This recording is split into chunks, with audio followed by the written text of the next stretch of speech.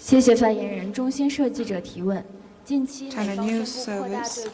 Recently, the U.S. announced expanded sanctions targeting Cuba's global medical missions, labeling them forced labor, while also threatening visa restrictions for current or former Cuban government officials, foreign officials, and their immediate family members. Recently, Foreign Minister of CARICOM state also met with U.S. Special Envoy for Latin America, with some specific focus on the U.S. policies on Cuba. Several leaders from CARICOM states also criticized the U.S. policy. What's your comment?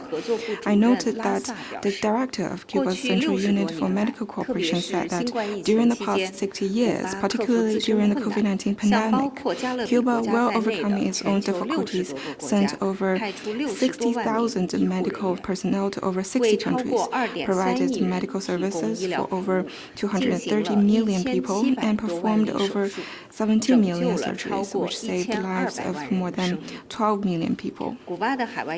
Cuba's global medical missions are welcomed by the governments and people of Caribbean states. The so-called forced labor has been used as an excuse and tool for the U.S. to pursue supremacy and suppressing dissent. Relevant measures of the U.S. is an extension and escalation of its over 60-year sanctions and blockade on Cuba. China opposes coercive diplomacy and urges the U.S. to stop immediately the blockade and sanctions on Cuba in any name and remove Cuba from the list of state sponsors of terrorism. The U.S. should do more to improve its ties with Cuba and offer real assistance to the Caribbean states. Next one, please.